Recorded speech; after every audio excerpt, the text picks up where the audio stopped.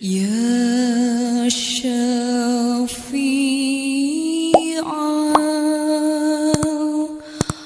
خلقي. Assalamualaikum warahmatullahi wabarakatuh. Ada banyak sekali sabda Rasulullah sallallahu alaihi wasallam yang menerangkan fadilah atau keutamaan dan manfaat membaca salawat. Hadis yang pertama, qala Rasulullah sallallahu alaihi wasallam, man shalla alayya salatan wahidah sallallahu alaihi asran, wa man shalla alayya asran sallallahu alaihi mi'ah, wa man shalla alayya mi'ah kataballahu baina ainaihi bara'atan minan nifaq wa bara'atan minan nar wa askanahu yaumal qiyamah ma'asyuhada.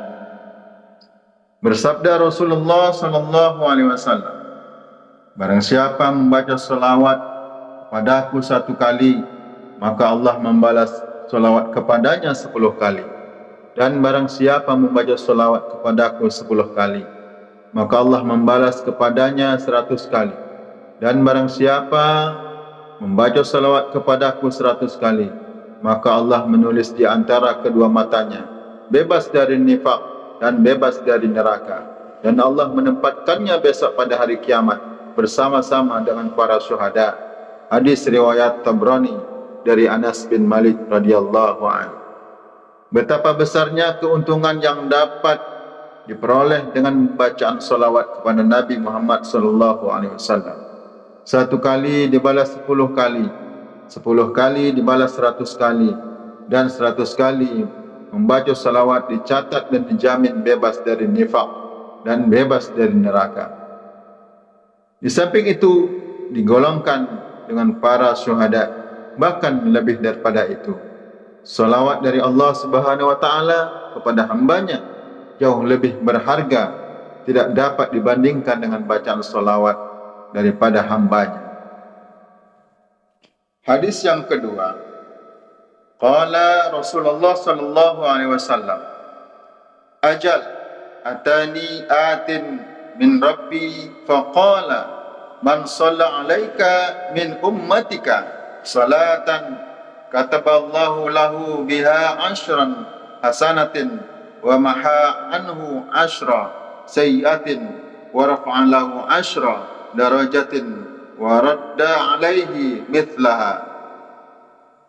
Bersabda Rasulullah sallallahu alaihi wasallam, ya benar, telah datang kepadaku seorang pendatang dari Tuhanku, kemudian berkata, barang siapa di antara umatmu membaca salawat kepadamu 1 salawat, maka sebab bacaan salawat itu Allah menuliskan baginya 10 kebaikan dan mengangkat derajatnya 10 tingkatan, dan membalas salawat kepadanya dengan salawat yang ia baca. Hadis riwayat Imam Ahmad dari Abi Talhah Al-Ansari. Dengan hadis kedua ini, seharusnya lebih mantap perhatian kita terhadap bacaan salawat kepada Nabi kita sallallahu alaihi wasallam. Dalam hadis ini dijelaskan bahwa membaca salawat sebagai amalan kebagusan, sebagai penghapus keburukan, dan sebagai pengangkat derajat bagi pembaca. Hadis yang ketiga, qala Rasulullah sallallahu alaihi wasallam, inna awalan nasi bi yaumal qiyamati aktsaruhum alayya salatan.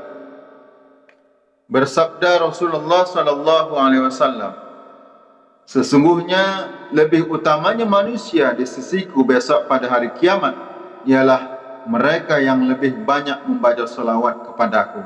Hadis riwayat Tirmizi dari Ibnu Mas'ud. Seluruh umatnya Nabi Muhammad sallallahu alaihi wasallam tentu dirinya ingin berada dekat dengan Rasulullah sallallahu alaihi wasallam. Lebih-lebih besok pada hari kiamat. Apakah kita sudah konsekuen dengan keinginan itu? Apa usaha kita agar supaya berada dekat dengan Rasulullah sallallahu alaihi wasallam? Hadis keempat, Qala Rasulullah sallallahu alaihi wasallam, "Faman kana aktsaruhum alayya salatan, kana aqrabahum minni manzilah." Bersabda Rasulullah sallallahu alaihi wasallam, barang siapa yang lebih banyak di antara kamu sekalian membacaan salawatnya kepadaku, dialah yang lebih dekat kedudukannya dengan aku. Hadis riwayat Al-Baihaqi dari Abu Umamah, sanad hasan. Sekalipun hadis ini menggunakan kata khabar, akan tetapi penekanannya adalah kalam insya yang memberi jaminan atau garansi. Hadis kelima. Qala Rasulullah sallallahu alaihi wasallam, "Sallu alayya fa inna salata alayya kafaratun lakum wa zakatun wa man shalla alayya marratan sallallahu alaihi asra." Bersabda Rasulullah sallallahu alaihi wasallam, "Bacalah kamu sekalian salawat kepadaku, maka sesungguhnya bacaan salawat kepadaku itu menjadi penebus dosa dan pembersih bagi kamu sekalian. Dan barang siapa membaca salawat kepadaku 1 kali, maka Allah memberi salawat kepadanya 10 kali." Hadis riwayat Ibnu Abi Hashim dari Anas bin Malik radhiyallahu an. Hadis ini dapat disimpulkan bahawa membaca salawat kepada Nabi Muhammad sallallahu alaihi wasallam berfungsi sebagai istighfar dan memperoleh jaminan ampunan dari Allah Subhanahu wa taala. Hadis ke-6. Qala Rasulullah sallallahu alaihi wasallam, "Aktsiru as-salata alayya fa inna salatakum alayya maghfiratun lizunubikum watlubu lidarajah wal wasilah." Bersabda Rasulullah sallallahu alaihi wasallam, "Perbanyaklah bacaan salawat kepadaku, karena sesungguhnya bacaan salawatmu kepadaku itu merupakan maghfirah atau ampunan atas dosa-dosa kamu sekalian, dan carilah kedudukan dan wasilah kepadaku." Hadis riwayat Ibnu Asakir dari Hasan bin Ali radhiyallahu an.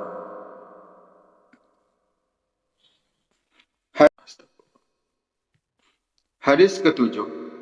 Qala Rasulullah sallallahu alaihi wasallam, "Salatukum alayya mahrazatun lidu'aikum wa mardatun lirabbikum wa zakatun li'amalikum." Bersabda Rasulullah sallallahu alaihi wasallam, bacaan salawatmu kepadaku itu merupakan pengawal bagi doa dan meridhokan Tuhanmu serta sebagai pembersih amal-amalmu. Hadis riwayat Ad-Dailami dari Sayyidina Ali karamallahu wajhah. Hadis ke-8. Qala Rasulullah sallallahu alaihi wasallam, "Ad-du'a'u kulluhu mahjubun hatta yakuna awwalahu thana'un 'ala Allah azza wa jalla wa salatun 'ala an-nabiy sallallahu alaihi wasallam thumma yad'u fayustajabu li du'a'i." Bersabda Rasulullah sallallahu alaihi wasallam, segala macam doa terhijab atau terhalang sehingga diawali dengan pujian kepada Allah azza wa jalla dan bacaan salat kepada Nabi Muhammad sallallahu alaihi wasallam, kemudian berdoa, maka doa itu diijabah. Riwayat An-Nasa'i dari Abdullah bin Bashar radhiyallahu anhu. Dari hadis tersebut jelas bahawa bacaan salawat kepada Nabi Muhammad sallallahu alaihi wasallam merupakan kunci pembuka hijab bagi doanya hamba kepada Allah Subhanahu wa taala dan sebagai jaminan terkabulnya suatu doa. Dengan kata lain, berdoa kepada Allah Subhanahu wa taala yang tidak disertai dengan atau yang tidak mengandung salawat Nabi Muhammad sallallahu alaihi wasallam tidak bisa sampai kepada Allah Subhanahu wa taala. Hadis yang ke-9. Qala Rasulullah sallallahu alaihi wasallam, "Man shalla alayya fi kulli yawmin mi'ah marratin qadallahu lahu mi'ah hajatin sab'ina minha li akhiratihi wa thalathina minha li dunyahu. Bersabda Rasulullah sallallahu alaihi wasallam, barang siapa membaca salawat kepadaku tiap hari 100 kali, maka Allah mendatangkan baginya 100 macam hajat kebutuhannya, yang 70 macam untuk kepentingan akhiratnya, dan yang 30 macam untuk kepentingan dunianya.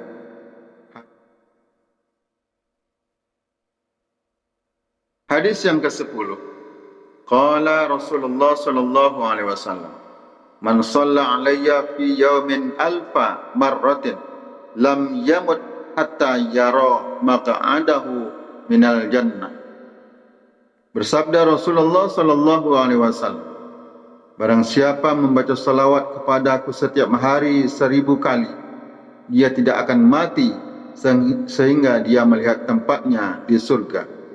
Hadis riwayat Ad-Diya dari Anas bin Malik radhiyallahu anhu. Hadis ke-11. Qala Rasulullah sallallahu alaihi wasallam, man shalla alayya fi kitabin lam tanazil malaikah tastaghfiruna lahu ma dama ismihi fi dzalikal kitab.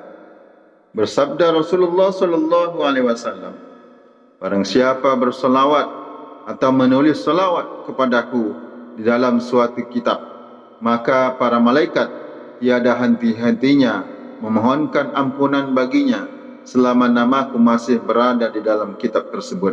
Hadis riwayat Tabrani dari Abi Hurairah radhiyallahu anhu. Hadis yang ke-12. Qala Rasulullah sallallahu alaihi wasallam, zayyinu majalisakum bis salati alayya fa inna salatakum alayya nurun lakum yaumal qiyamah.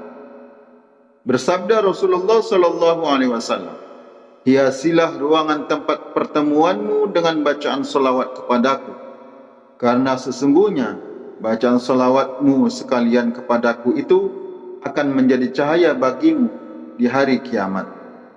Hadis riwayat Ad-Dailami dari Ibnu Umar radhiyallahu anhu. Demikian sebagian hadis dan masih banyak lagi lainnya yang menerangkan fadilah, manfaat dan kebaikan membaca salawat. Dari hadis-hadis tersebut dapat kita pahami bahawa segala manfaat bacaan selawat itu kembali kepada dan dirasakan oleh pembacanya, berguna bagi keluarga dan tetangganya, bagi masyarakat, bangsa dan negaranya, bahkan bagi makhluk pada umumnya. Manfaat dalam segala urusan agama, dalam kepentingan dunia dan akhirat, manfaat lahiriah dan manfaat batiniah. Demikian itu harus kita sadari betapa agungnya fadal dan rahmat kasih sayang Allah Subhanahu wa taala kepada kita sebagai hamba-Nya yang dilewatkan junjungan kita baginda Nabi besar Muhammad sallallahu alaihi wasallam. Rahmat bagi seluruh umat manusia, bahkan rahmat bagi seluruh alam semesta. Semoga bermanfaat. Saya akhiri, wabillahi taufiq wal hidayah. Wa min Rasulillah sallallahu alaihi wasallam asafan wa tarbiyah. Wa min al-ghasna zaman an-nazar wal barakah wal karamah. Al-afwa minkum. Assalamualaikum warahmatullahi wabarakatuh.